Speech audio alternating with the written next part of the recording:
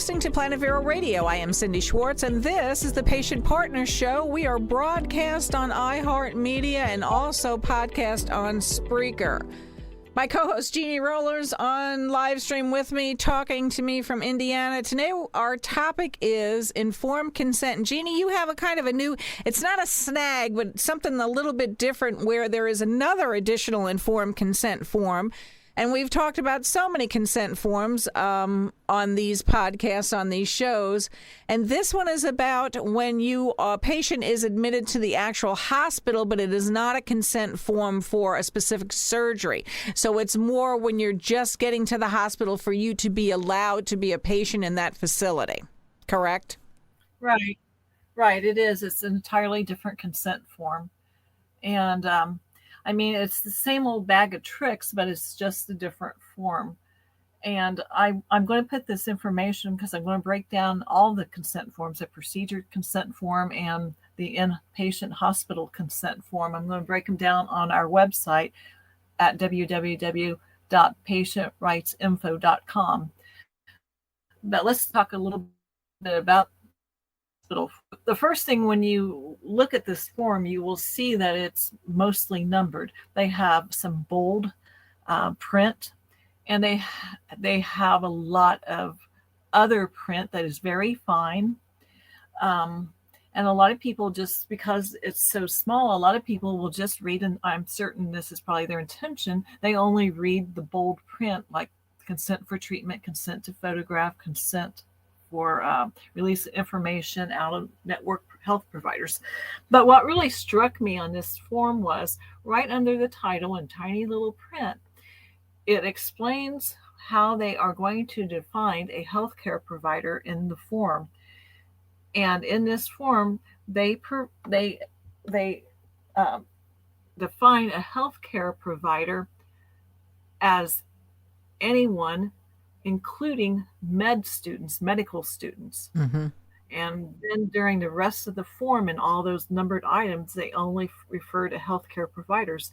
So if you don't read that tiny little text right beneath the title, which most people won't because their eyes are going to go down to the numbered bold, I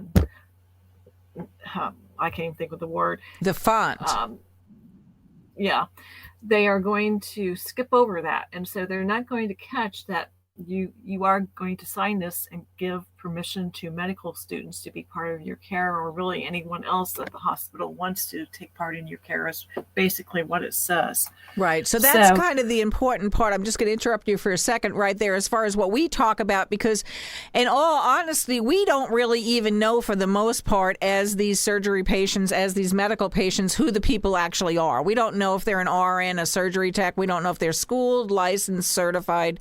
Really, I mean, in the realm of things, we're taking for granted and we're assuming and we're trusting that all of these people have been vetted to the best possible way they possibly can be to be allowed to work on us as a medical or surgical, mental patient, whatever you want to deem yourself as the arena that you're in as a patient. And that's not necessarily always true. We have found on the backside of just arbitrarily signing these papers, which most people, I don't know what percentage would be, they just sign on the bottom line and don't even read it.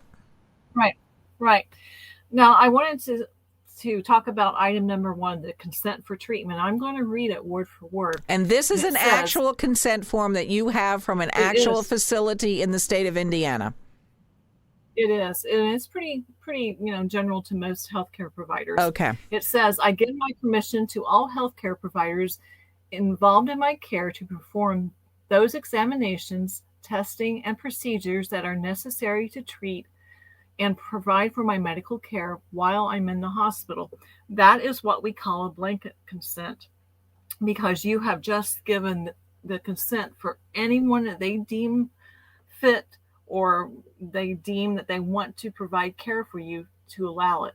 You don't have any idea or not if you need it. And at that time, they say that you should be able to give consent for anything that is done to you. Mm-hmm. But this is a blanket consent saying that while I'm in here, I'm giving you the ability to do whatever you want to me. I'm agreeing to that.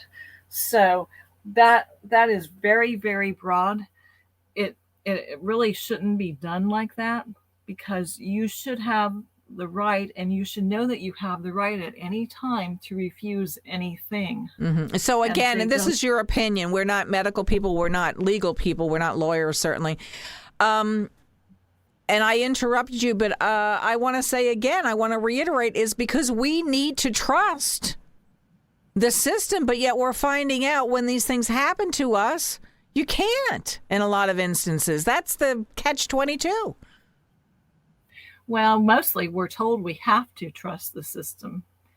And these blanket clauses are in the wrong hands. They're very dangerous to people. And the next one I want to point out is the consent to photograph.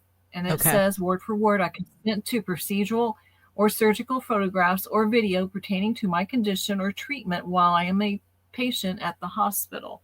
Again, this is very broad, because nowadays hospitals are full of cameras. Mm-hmm. So you have just given them the ability to photograph you at any point during your hospital stay.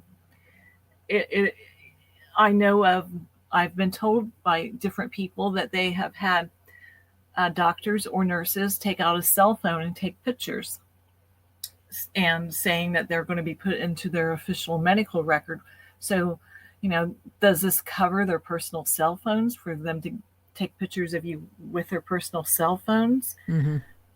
This is just a very murky area that needs to be explained better, because most people, go ahead. No, I was going to say the flip side to it is you haven't mentioned that there's an area or a line or a box or whatever that can be unchecked or crossed out, or a person say, no, I'm not consenting to this.